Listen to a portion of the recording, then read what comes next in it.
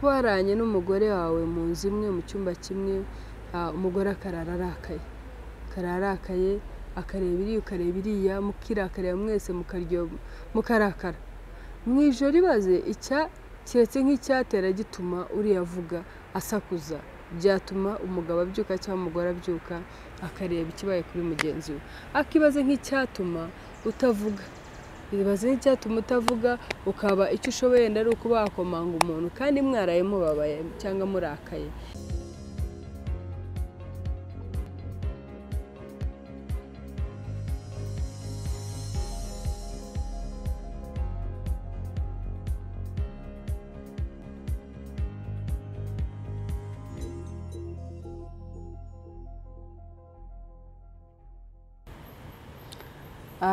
Nongeye kubasuhuza abakunzi ba Team TV. Yesu ashimwe, muraho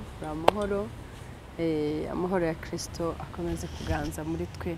Nongeye kunezezwa no kubana namwe uyu munsi, n'undi munsi data yatugeneye kugira ngo tunezererwemo.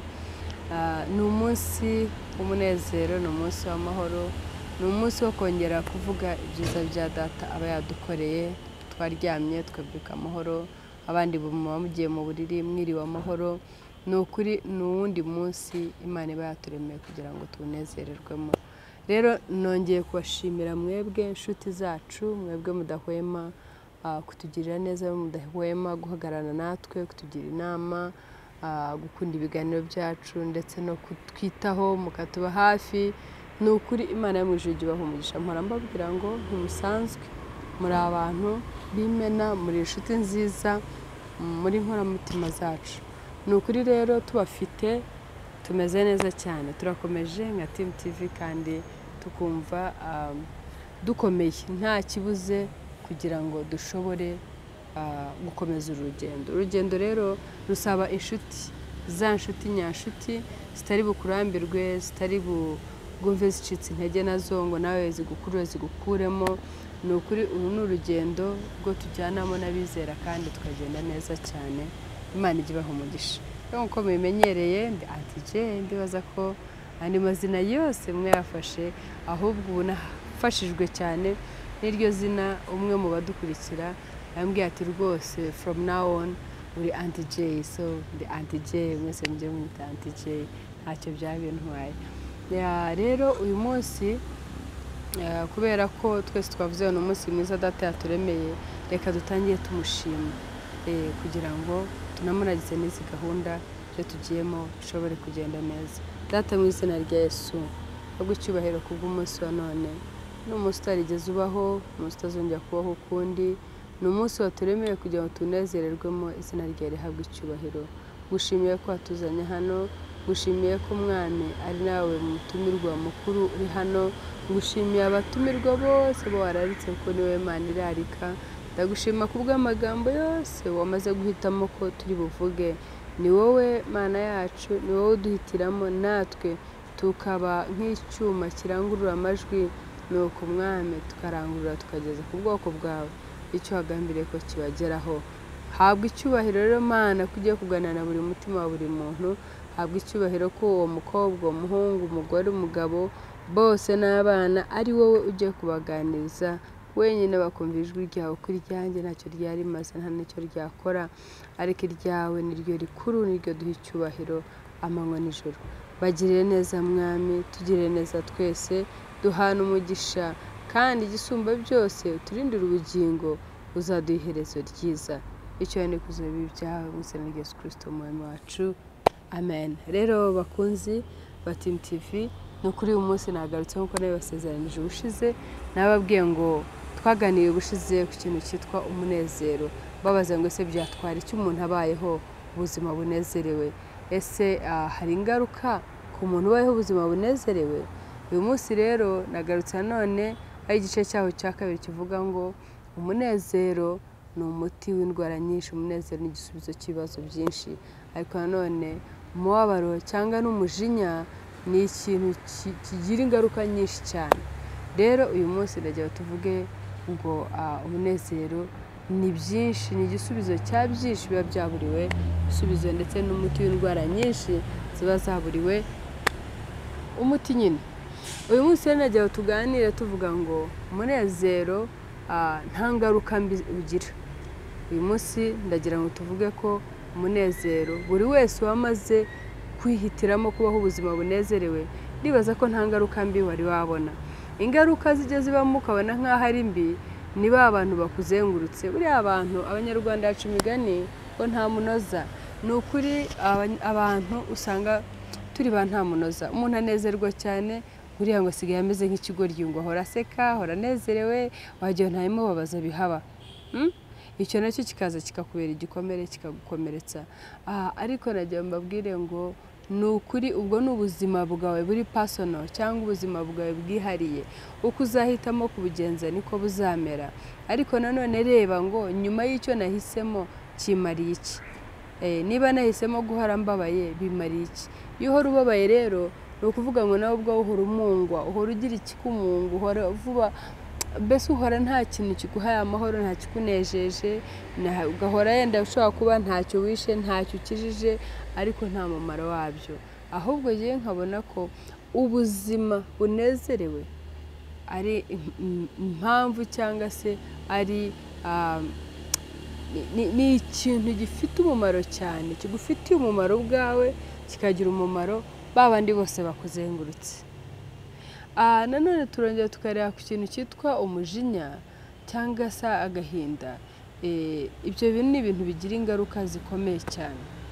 Ni ibintu bishobora gutuma ugira ingaruka zikomeye cyane, ukaba wahitamo kwiyahura wumva ko nta kindi cyakemura bya bibazo byurimo, kubera umujinya wamaze kugira cyangwa agahinda wamaze kugira k'indengakamere. Bishobora gutuma ubaho ubuzima nyine buhora bubabaye nyine, ugahora ubabaye, ugahora ubabaye, ugahora ubabaye. N'uhuye nawe wese akajya avuga ngo ngo runaka ngo hora arakaye, ngo cyangwa arababaye, ngo ntabwo nzi impamvu. Ngo ari kujya ubona ukabona nkaho wapi kabisa, wapi. Ntabwo ubwo buzima rero bukwiriye, ntibukwiriye, kuko uragenda uko bukumunga ubwawe, ko gahinda kakumunga cyangwa umubabaro, ni nako bigenda bikamunga abana bawe, bikamunga inshuti zawe, bikamunga wowe wibeshye ngo ni kuri wowe gusa, nyamara ntabwo ari kuri wowe. Ikikubayeho cyiza ni ukuri wamwe rutemba ujya muri babandi bose bakuzengurutse. Ikikubayeho kibi niko bigenda nabyo, usanga babandi bakuzengurutse muhorana, ni ukuri nabo usanga baranduye iyo ngeso yawe. Rero bakundwa, navuga ngo reka tubeho ubuzima bunezerewe, ubuzima buzira umubabaro, buzira agahinda, buzira ibyo bintu bibi byose. Ubuzima bwiza cyane, kandi ni amahitamo yanjye.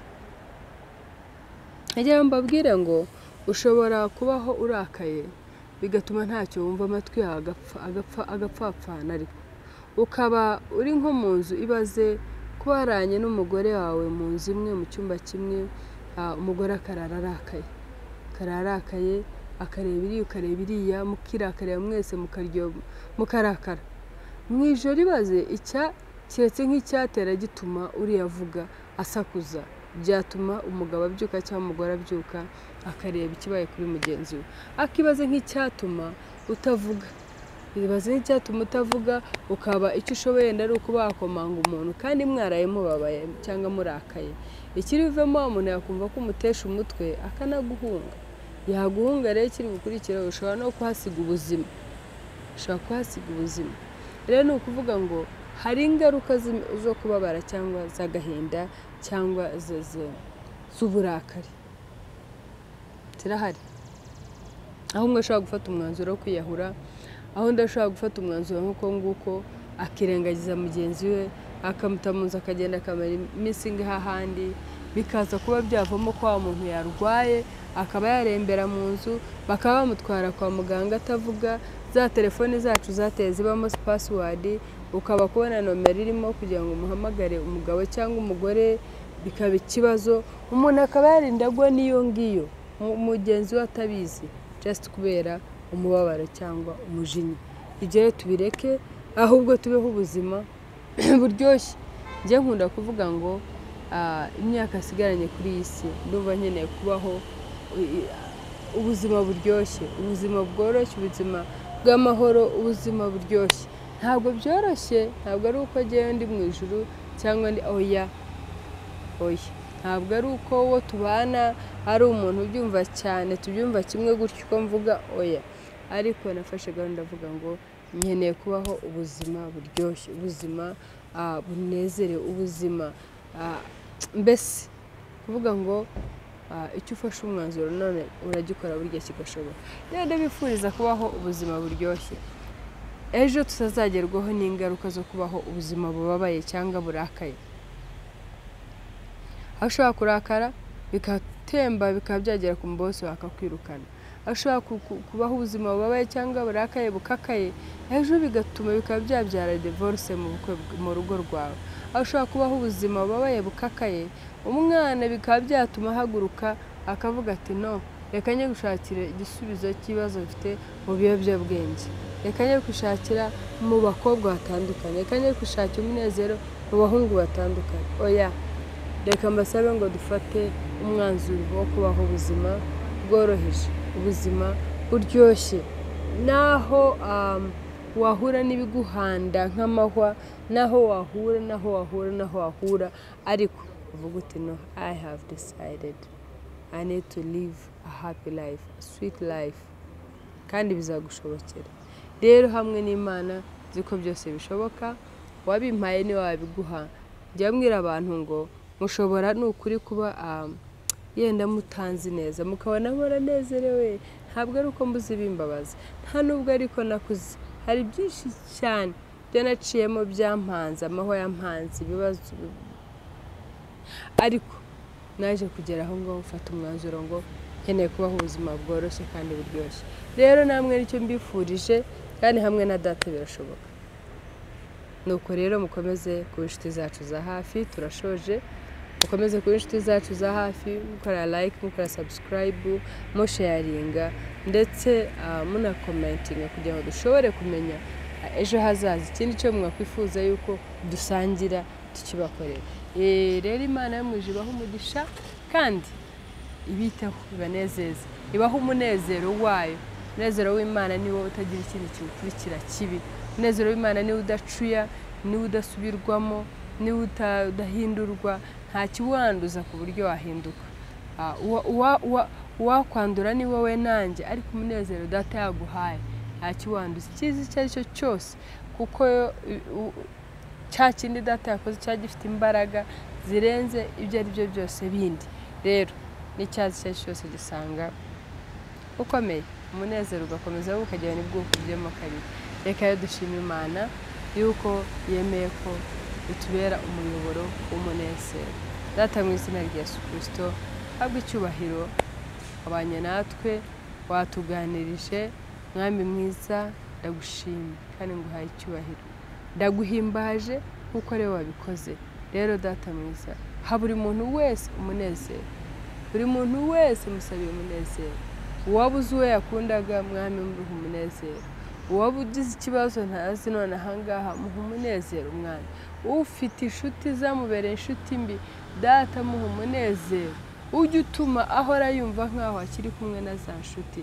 Mwami mwiza, nta kikunanira, turaguhendahenze kugira ngo mwami ukomeze data mwiza kutubera byose muri byose, ukomeze kuduhugurira kukubera abakristo bakwiriye, kugira ngo impanda iramutse ivuze, mwami tuzashoboye natwe kugusanganira mu bicu n'ukuri nk'abandi bose, bwa bwoko bwose bwuzi bwateganijwe. Icyo ni kusaba ibyawe rero data mu izina rya Yesu Kristo, ndetse n'umwana ndetse na mwuka wera, ushyirwe hejuru y'uko ukoze ibirenze ibyo twatuye mu izina rya Yesu Kristo umwami wacu, amen. Murakoze cyane, data aduhana umugisha.